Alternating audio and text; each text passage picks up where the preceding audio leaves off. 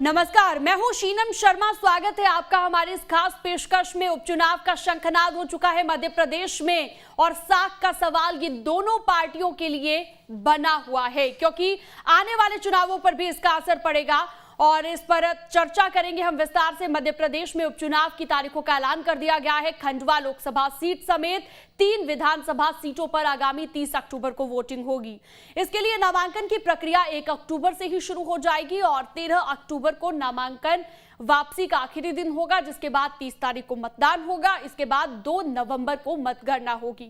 1 Lok Sabha seat और 3 विधानसभा सीटों में सबसे महत्वपूर्ण खंडवा लोकसभा सीट मानी जा रही है, जिस पर बीजेपी की प्रतिष्ठा दांव पर लगी हुई है, जबकि 3 विधानसभा सीटों पर कांग्रेस की साख का सवाल है। हालांकि दमोह उपचुनाव में जीत के बाद जहां कांग्रेस आश्वस्त है, वहीं बीजेपी हार के बाद सतर्क हो गई है और चुनाव को देखते हुए आए दिन बड़ी बैठकें, नई नियुक्तियां और मुख्यमंत्री शिवराज सिंह चौहान की ओर से बड़े-बड़े ऐलान किए जा रहे हैं। मध्य प्रदेश में उपचुनाव की तारीखों का ऐलान कर दिया गया है। राज्य में चुनाव आयोग ने 1 लोकसभा सीट और 3 विधानसभा सीटों पर चुनाव की तारीखों का ऐलान किया है। बता दें कि खंडवा लोकसभा सीट, पृथ्वीपुर विधानसभा, जोबट और रैगांव विधानसभा सीट पर चुनाव होना है। इसके लिए 30 अक्टूबर को मतदान होगा और 2 नवंबर को परिणाम घोषित किए जाएंगे। तारीखों के ऐलान के साथ ही सियासी हलचल भी तेज हो गई है। एमपी कांग्रेस ने 4 सीटों पर जीत का दावा किया है। सीट जीतेंगे जैसे हम दमोह जीते। क्या सबसे बड़े मुद्दे रहने वाले हैं कांग्रेस के इस बार? मुद्दे हैं महंगाई, किसानों की जो ऋण माफी 27 लाख कांग्रेस की थी, वो 55 लाख होना था जो उन्होंने रोक दिया। आज लोगों को बीज नहीं मिला, आज खाद महंगी है, तो हर एक सेक्टर, कर्मचारियों को डीए नहीं मिला, बिजली के आउटसोर्स कर्मचारी हड़ताल पे हैं, पटवारी हड़ताल पे, कर्मचारी हड़ताल पे, डॉक्टर, शासन चल का रहा है। बीजेपी ने कहा कि जनता काम पर वोट करती है और बीजेपी ने काम किया है तो वोट भी बीजेपी को ही मिलेगा। तैयारी भारतीय जनता पार्टी तो सदैव ही तैयारी करती रहती है। चिंता वो करें जिनके नेता बिस्तर पर बैठ के ट्वीट करते हैं। हमारे नेता तो फील्ड में घूम रहे हैं, कल भी थे, परसों भी थे। उन लोगों को चिंता होगी। तीनों विधानसभा और लोकसभा भारतीय जनता पार्टी जीतने जा रही है। खंडवा लोकसभा सीट और रैगांव, जोबट, पृथ्वीपुर विधानसभा सीट पर उपचुनाव होना है। इसमें सबसे महत्वपूर्ण खंडवा लोकसभा सीट मानी जा रही है, जिस पर बीजेपी की प्रतिष्ठा दांव पर लगी है। वहीं 3 विधानसभा सीटों पर कांग्रेस की साख भी दांव पर है। हालांकि दमोह उपचुनाव में जीत के बाद कांग्रेस जीत के प्रति आश्वस्त नजर आ रही है, जबकि बीजेपी हार के बाद सतर्क हो गई है। Team news state. तो उपचुनाव का शंखनाद हो गया है, चर्चा इस पर हम करेंगे और चर्चा के लिए हमारे साथ खास मेहमान मौजूद हैं। डॉक्टर सत्य प्रकाश हमारे साथ वरिष्ठ पत्रकार जुड़ चुके हैं, पंकज चतुर्वेदी हमारे साथ जुड़ चुके हैं, बीजेपी की ओर से प्रवक्ता, और साथ ही कांग्रेस के प्रवक्ता से भी हम जुड़ने की कोशिश करेंगे। साथ ही दीप्ति चौरसिया हमारे साथ भोपाल से जुड़ चुकी हैं। सबसे पहले दीप्ति, आपके पास में आते हुए, क्योंकि उपचुनाव का शंखनाद हो चुका है और सबसे ज्यादा बेहद अहम जो रहने वाला है वो रहने वाली है तमाम पार्टियों की रणनीति। पहले वाले जो चुनाव हुए उनसे क्या सबक पार्टियों ने लिया, उनसे क्या सीखा, और अब आने वाले चुनाव को किस तरीके से हम देखें कि अपनी अपनी साख बचाने के लिए पार्टियां इस चुनावी मैदान में उतरेगी।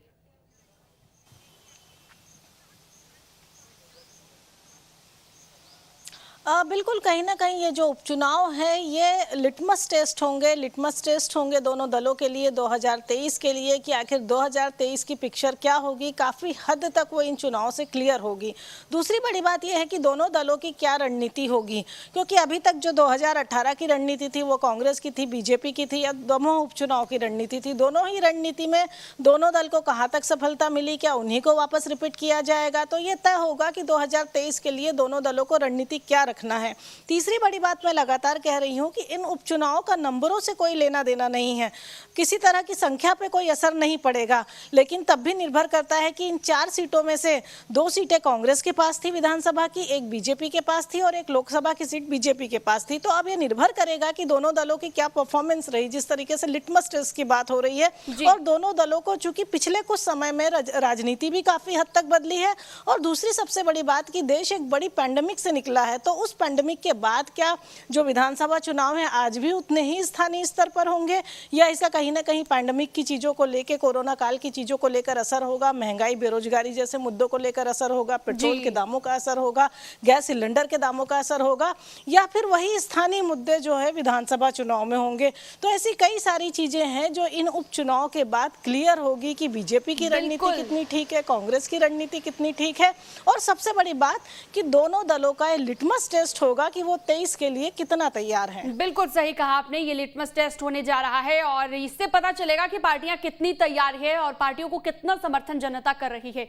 बीजेपी से हमारे साथ जुड़े हुए हैं पंकज चतुर्वेदी। पंकज जी, आप बताइए क्या तैयारी है बीजेपी की और क्या लगता है कि इन चुनावों में कैसा रहेगा पार्टी का प्रदर्शन? हालांकि दावा कांग्रेस भी उतना ही कर रही है जितना आप कर रहे हैं।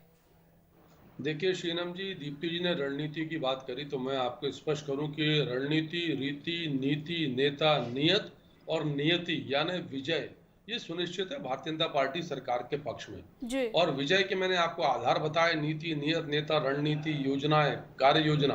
भारतीय जनता पार्टी 3 बिंदुओं पर चुनाव लड़ेगी शीनम। पहला विकास, दूसरा विकास और तीसरा विकास। सिंगल पॉइंट एजेंडा है भारतीय जनता पार्टी सरकार और संगठन का कि जो मध्य प्रदेश में सर्वश्रेष्ठ विकास है उस विकास को जनता के बीच लेकर जाना। जिस प्रकार के कार्य 2003 से लेकर अब तक भारतीय जनता पार्टी की सरकारों ने किए हैं उन सबको हम जनता के सामने रखेंगे। बड़ा सवाल ये होना चाहिए कि कांग्रेस पार्टी है कहाँ। पिछले लंबे समय से कमलनाथ जी राजनीतिक परिदृश्य से गायब है और मध्य प्रदेश में एक चर्चा जारी है कि कमलनाथ जी के बुढ़ापे का फायदा उठाकर उस हवेली के, मतलब कांग्रेस का मुख्यालय विशाल है मध्य प्रदेश का, उसके चौकीदार ने, पुराने चौकीदार ने वहां अपना कब्जा जमाना शुरू कर लिया। मेरा आशा है उन पुराने चौकीदार यानी दिग्विजय सिंह जी से है जो कमलनाथ जी की अनुपस्थिति में हर जगह कांग्रेस के कार्यक्रम है, जबलपुर में आज शायद इंदौर का कोई कार्यक्रम है, वहां वो मौजूद है। तो ये स्थिति कांग्रेस पार्टी की है। भारतीय जनता पार्टी की यदि बात करें शीनम, तो हमको चुनाव हमारे लिए कोई विशेष बात इसलिए नहीं होती कि हमको जनता की कृपा पर पूरा विश्वास है और ऐसा इसलिए कि भारतीय जनता पार्टी के नेता कार्यकर्ता सतत रूप से सक्रिय रहते हैं जनसेवा के कार्यों में। सतत जन संवाद, जन दर्शन, जन कल्याण, जन हितैषी, जन संवाद योजना पर काम करते हैं। लगभग 1200 से अधिक बूथ इन चारों चुनाव क्षेत्रों में मिलाकर आएंगे। वहां जो बूथ की हमारी कार्य समिति है उसके ऊपर मंडल की कार्य समिति, बूथ के पन्ना प्रभारियों की सबकी बैठक, योजना, कार्य योजना, दिशा निर्देश सबकी व्यवस्था करके हम चाक चौबंद हैं। प्रदेश अध्यक्ष जी के दौरे, माननीय मुख्यमंत्री जी के दौरे और वरिष्ठ नेताओं के दौरे, संगठन से जुड़े लोगों के दौरे, सब हम 3-3, 4-4 राउंड पूरे कर चुके हैं। जी पंकज जी, एक और चीज मैं आपसे यहाँ पर समझना चाहूंगी, जो क्योंकि आप जिक्र कर रहे हैं कि हमारे तमाम पार्टी के बड़े नेता जाकर जो है यहाँ पर लोगों के बीच जा रहे हैं, जन दर्शन कर रहे हैं, लेकिन इससे पहले दमोह में जो चुनाव हुआ उसमें पार्टी को हार का सामना करना पड़ा, वहां पर भी बड़े बड़े नेता पहुंचे थे। और आपको ये लगता है कि अब रणनीति बीजेपी आगे आने वाले वक्त में बदलेगी या उसी रणनीति पर काम किया जाएगा जैसे पहले उपचुनाव लड़ा गया था?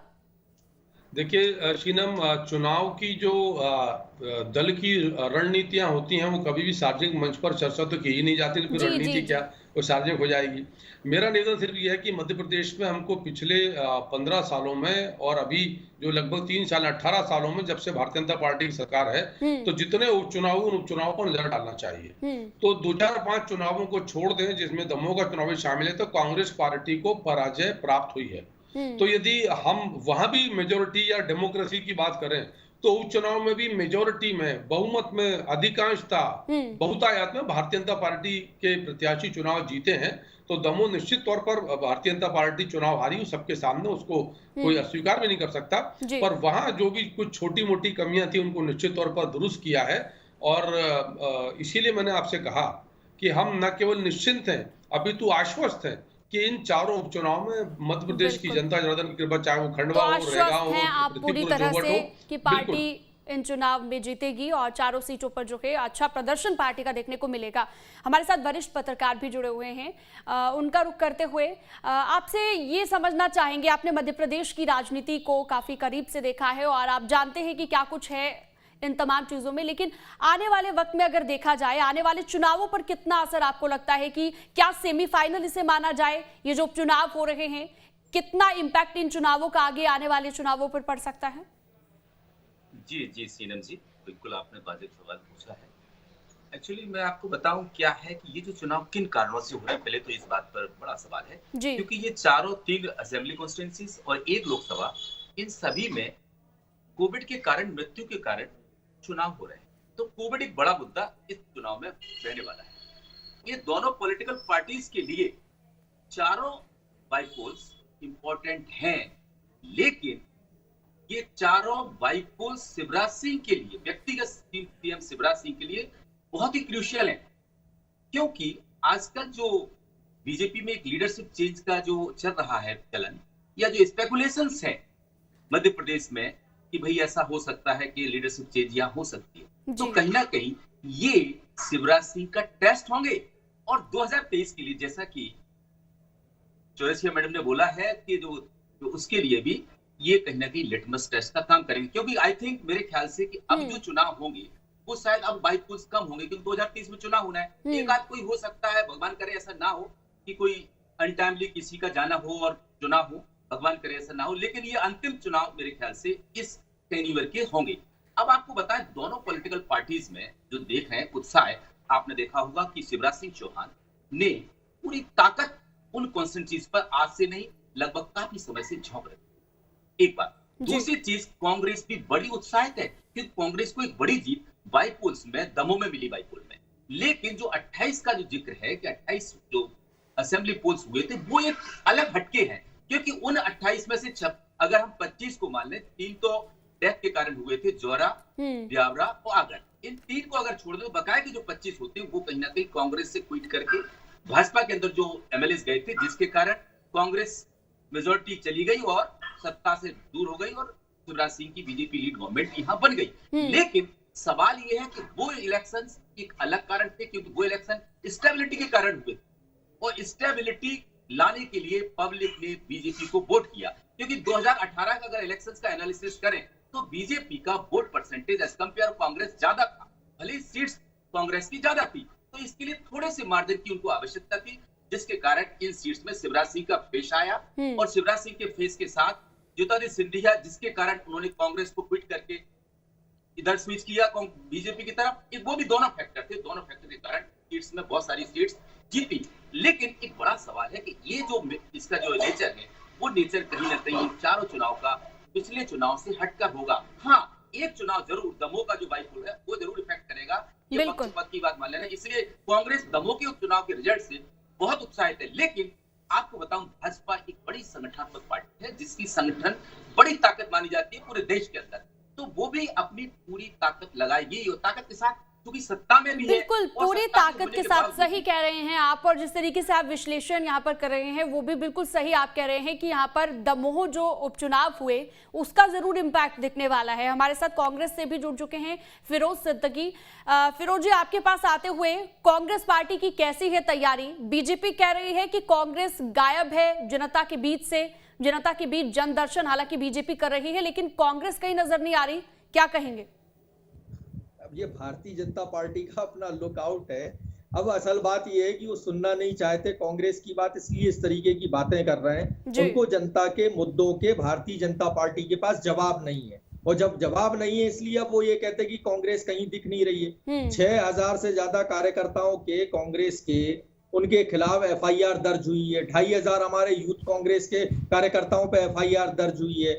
आपने हर विधानसभा में यूथ कांग्रेस की साइकिल रैली और उसका यूथ कांग्रेस के प्रदर्शन देखे होंगे, महिलाओं के प्रदर्शन देखे होंगे, हमारी ये जन आक्रोश रैलियां देखी होंगी, सब है, सब कुछ किया है। लेकिन जब भारतीय जनता पार्टी के पास चूंकि जवाब नहीं है, अंतर्द्वंद इतना है इस सरकार के अंदर कि एक तरफ सिंधिया सरकार है, दूसरी तरफ शिवराज सरकार है।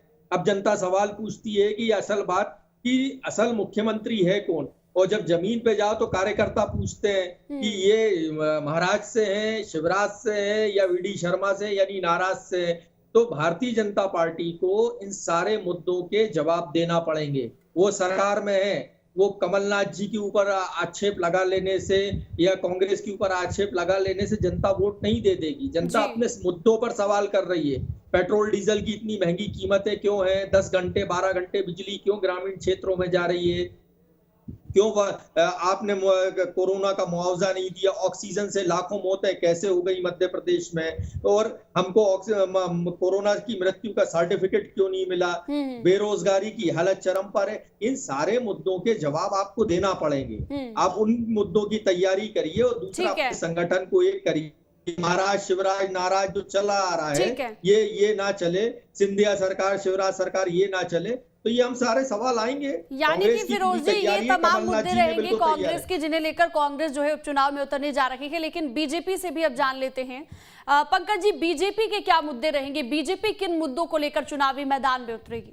क्योंकि कांग्रेस कह रही है कि कोरोना के दौरान लोगों को बहुत सारी दिक्कतें हुई, बेरोजगारी, महंगाई, अभी की अगर हम बात करें तो बेरोजगारी, महंगाई एक अहम मुद्दा बना हुआ है। बीजेपी के क्या मुद्दे रहेंगे जिन्हें लेकर चुनावी मैदान में उतरेगी? देखिए, कांग्रेस क्या कहती है क्या नहीं कहती, कांग्रेस के विषय हैं और कांग्रेस के सारे खोखले असत्य निराधार आरोपों का उत्तर भारतीय जनता पार्टी पक्ष की ओर से मध्य प्रदेश की जनता बराबर देती आ रही है। और न केवल अभी बल्कि 2003 से शीनम जी जितने भी चुनाव हुए, चाहे लोकसभा, विधानसभा, राज्यसभा, नगर पंचायत, नगर पालिका, नगर निगम, छोटा चुनाव, बड़ा चुनाव, भारतीय जनता पार्टी को कांग्रेस की तुलना में हमेशा जन आशीर्वाद, जनता की कृपा अधिक मिले, इसीलिए भारतीय जनता पार्टी लगातार सरकारें रही। नगर निगमों में भी, नगर पंचायतों में यही स्थिति है, ग्राम पंचायतों की यही स्थिति है। तो हर जगह भारतीय जनता पार्टी के कार्यकर्ता नेता जनप्रतिनिधि के तौर पर या ये कहूँ कि निर्वाचित जनप्रतिनिधि के तौर पर काम करते हैं जी। उसका कारण बहुत स्पष्ट है कि कांग्रेस के इस प्रकार के तमाम आरोपों को जनता ही खारिज करती है। और लोकतंत्र में जनता कब उत्तर देती है? ऐसे अवसर पर जिनको हम चुनाव कहते हैं। और ये चुनाव ही वो परीक्षा होती है जो पक्ष प्रतिपक्ष के दावे और प्रतिपक्ष के आरोपों का निर्धारण करती है। और जैसा जनता ने हमेशा, हम तो निश्चिंत हैं कि मध्य प्रदेश एक ऐसा देश का राज्य है जहां प्रथम दौर का वैक्सीनेशन 90% को पार कर गया। 5.5 करोड़ लोग पात्र थे जिनको मध्य प्रदेश में वैक्सीन लगना था फर्स्ट डोज, वो 92% हो चुका है। सिर्फ 8% यानी 40 लाख के आसपास लोग बचे जिनका वैक्सीनेशन बचा हुआ है निःशुल्क। मध्य प्रदेश देश के उन राज्यों में शामिल है जहां निःशुल्क अन्न वितरण का अभियान, अभी 7 तारीख को फिर अन्न वितरण का अभियान है जी। बराबर मेगा कैंप किए हैं। तो देश के टॉप 3 स्टेट्स में मध्य प्रदेश का नाम है, जो चाहे अन्न वितरण के विषय हो, मेगा कैंप के विषय हो, चाहे अन्य आप विषय की बात कर ले, खेती किसानी के विषयों की बात कर ले, दलित मजदूर आदिवासी भाई बहनों की बात कर ले, ढेर सारे ऐसे विषय हैं जिन पर इस सरकार ने तमाम जनोन्मुखी नीति बनाई और जनता जनार्दन की कृपा और आशीर्वाद प्राप्त किया है। इसीलिए मैंने आपसे कहा था कि भारतीय जनता पार्टी की बीजेपी उतरने जा रही है चुनावी मैदान में। लेकिन कांग्रेस की हम बात करें, कांग्रेस को किन फैक्टर्स पर काम करने की जरूरत आपको लगती है फिरोज सिद्दगी जी, कि जिन पर कांग्रेस अगर काम करेगी तो आने वाले वक्त में बेहतर रहेगा कांग्रेस के लिए? भले ही पहले उपचुनाव जीत चुके हो, लेकिन आने वाली जो परीक्षा है उसके लिए क्या तैयारी है कांग्रेस की? देखिए, अभी हमने दमोह में देखा, इससे पहले भी जो उपचुनाव हुए उसमें भी कांग्रेस का 50% रिजल्ट रहा। ये सही है कि हम वो हारे, इसलिए हारे कि नेता हमारा गया, कार्यकर्ता हमारे टूटे, सरकार हमारी गिरी। तो ये सारी चीजों के फैक्टर, और बहुत सारी जगहों पर तो हमको कैंडिडेट की भी दिक्कत आई क्योंकि वो बहुत सारी दिक्कतें थी। लेकिन जब हमने दमोह का उपचुनाव लड़ा तो आपने देखा कि हमने बड़े मार्जिन से जीता। और हमको भी जो हमारा ग्राउंड का कार्यकर्ता है, ग्राउंड ऑर्गेनाइजेशन है, उसको हम मजबूती निरंतर देते आ रहे हैं। हम उसको और निरंतर देंगे। जहां तक भारतीय जनता पार्टी का चेहरा है, तो जब सिंधिया जी जाएंगे तो किसान इंतजार कर रहे हैं कि आपने कांग्रेस छोड़ी थी तो ये बता दीजिए, अब आप तो मंत्री बन गए, केंद्रीय मंत्री, लेकिन हमारे कर्जे क्यों माफ नहीं हुए? चयनित शिक्षक पूछेंगे कि आपने हमारे लिए सरकार छोड़ी थी, सड़कों पर आने वाले थे, हम तो आत्महत्या कर रहे हैं, हमारे तो आज भी वो वायदे पूरे नहीं हुए। तो मेरे समझ से जो कांग्रेस के खोखले आरोप है, ये खोखले आरोप नहीं है, ये हकीकत के आरोप नहीं। मेरा सवाल ये था कि फैक्टर्स कौन से हैं जिन पर आपको लगता है कांग्रेस को काम करना चाहिए? देखिए, बीजेपी पर तो आरोप प्रत्यारोप तो देखिए पार्टियां लगाती ही रहती हैं, लेकिन आप फैक्टर्स जिन पर आप काम करेंगे, या फिर आपको लगता है कि कांग्रेस पूरे तरीके से परफेक्ट है और ऐसे ही आगे बढ़ेगी? नहीं, परफेक्ट है। कमलनाथ जी ने बिल्कुल परफेक्ट तरीके से प्लानिंग की है। जो भारतीय जनता पार्टी की सरकार और संगठन और फिर मोदी सरकार, ये सब एक साथ आते हैं और जो रास्ते बनाते हैं तरह तरह के, तो हमारे कार्यकर्ताओं को आखिरी समय तक, जब तक शाम के 5 ना बज जाए और पोलिंग बूथ में पेटियां बंद ना हो जाए, ईवीएम मशीनें, जब तक हमारे कार्यकर्ताओं को जुटे रहना है, ये ना सोचें वो कि हम जीत गए चुनाव, क्योंकि जीत तो हम रहे हैं, लेकिन हमको अति उत्साहित नहीं दावा किया जा रहा है। देखिए, चुनाव जीत रहे हैं ये तो बाद में ही साफ होगा कि जब चुनाव का रिजल्ट आएगा, जब नतीजे आएंगे 2 नवंबर को, तभी साफ होगा। वरिष्ठ पत्रकार हमारे साथ डॉक्टर सत्यप्रकाश जी जुड़े हुए हैं। आप जैसा कि जिक्र कर रहे थे पहले भी कि दोनों पार्टियों को काफी मेहनत करने की जरूरत है, क्या लगता है दोनों के सामने किस तरह की चुनौतियां रहने वाली हैं इन उपचुनाव में?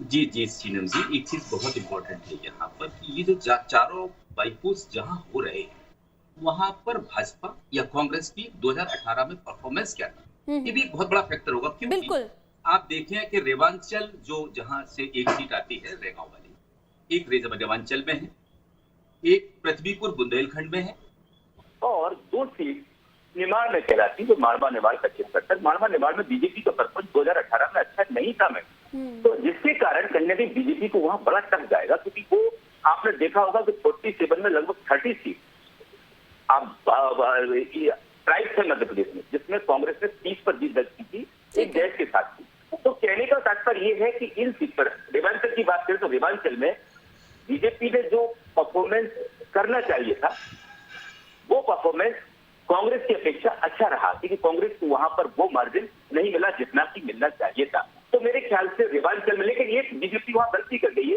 कि बीजेपी को कैबिनेट में रिप्रेजेंटेशन रेवांचल और बुंदेलखंड से बहुत कम है, जिसका खामियाजा हो सकता है कि बीजेपी को फेस करना पड़े वो परेशानी। एक बात। अब रही सही बात खंडवा में नंद कुमार सिंह चौहान जो बीजेपी के कद्दावर नेता मध्य प्रदेश के थे और प्रदेश अध्यक्ष भी रहे, उनके कारण जो सीट खाली हुई है वो सीट दोनों पॉलिटिकल पार्टी के लिए बहुत ही चैलेंजिंग है, क्योंकि वहां पर ऐसा माना जा रहा है कि सुभाष यादव के बेटे, स्वर्गीय सुभाष यादव के बेटे जो यूनियन मिनिस्टर भी रहे हैं और प्रदेश के कांग्रेस के अध्यक्ष हो रहे हैं, तो हो सकता है कि वो और नंद कुमार सिंह चौहान के जो उत्तराधिकारी हो, भले वो पार्टी से हो या फैमिली से हो, ये महत्वपूर्ण होगा कि उस लोकसभा चुनाव खंडवा पर दोनों पार्टी का बहुत फोकस रहेगा और ये कहीं ना कहीं फोकस रहेगा। और सही कह रहे हैं आप, उपचुनाव में, अभी इन उपचुनाव में सबसे ज्यादा अहम ये भी रहने वाला है कि प्रत्याशी कौन उतारती है पार्टी, और प्रत्याशी मतलब कैंडिडेट पर भी बहुत ज्यादा फोकस जो है पार्टीज को करना पड़ेगा।